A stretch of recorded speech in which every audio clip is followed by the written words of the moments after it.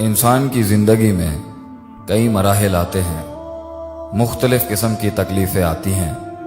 جس سے انسان پریشان بھی ہو جاتا ہے اور اس کا سینہ تنگ بھی ہو جاتا ہے۔ دین کے راستے میں ہو یا دنیا کے راستے میں، کامیابی آسان نہیں۔ نبی اکرم صلی اللہ علیہ وسلم کی زندگی بھی انہی سخت دشوار مرحلوں سے گزرنے کی ایک کہانی ہی ہے۔ سورہ حجر کی آخری آیات انسان کی روح کو تسکین دینے کے لیے کافی ہیں، جس میں اللہ فرماتے ہیں دینی سفر کے لیے بھی، اور اگر ہم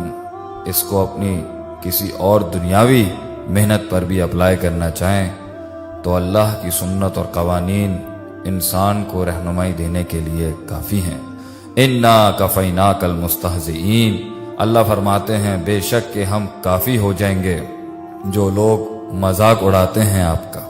وہ لوگ جو دین کے شعار اپنانے پر مذاق اڑاتے ہیں آپ کا، جو مسلمانوں کا استہزاء کرتے ہیں اللہ کے احکام پر اپنی زندگی گامزن کرنے پر۔ الذین یجعلون مع اللہ الہا آخر، اور وہ لوگ جو اللہ کے سوا بناتے ہیں کسی اور کو معبود، عبادت کے لائق، فسوف یعلمون، وہ ان قریب جان جائیں گے۔ حوصلہ دیتے ہوئے اللہ آگے فرماتے ہیں وَلَقَدْ نَعْلَمُ أَنَّكَ يَضِيقُ صَدْرُكَ بِمَا يَقُولُونَ، اور ہم تحقیقاً جانتے ہیں کہ بے شک کہ تمہارا سینہ تنگ ہوتا ہے ان کی باتوں سے، ان کی کڑوی، زہر آلود، شکست یافتہ، حوصلہ پست کرنے والی اور دھتکارنے والی اور تحقیر اور ذلیل کرنے والی باتوں سے تمہارا سینہ تنگ ہوتا ہے، ہم جانتے ہیں۔ فَسَبِّحْ بِحَمْدِ رَبِّكَ،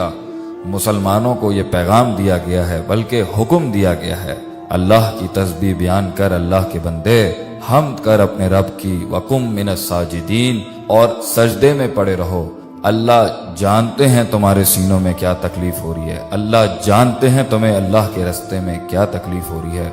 وَاعْبُدْ رَبَّكَ، عبادت کے سلسلے میں استقلال رکھو،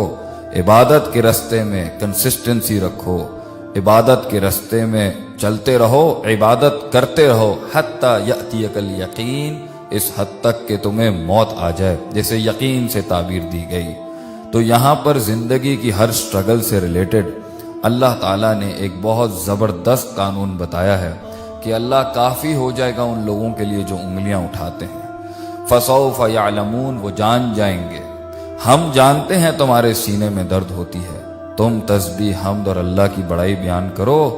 منزلیں دینا تو اللہ کا کام ہے، اور اللہ کے آگے جھکنا بند نہیں کرنا اس حد تک کہ تم اپنی موت سے جا ملو۔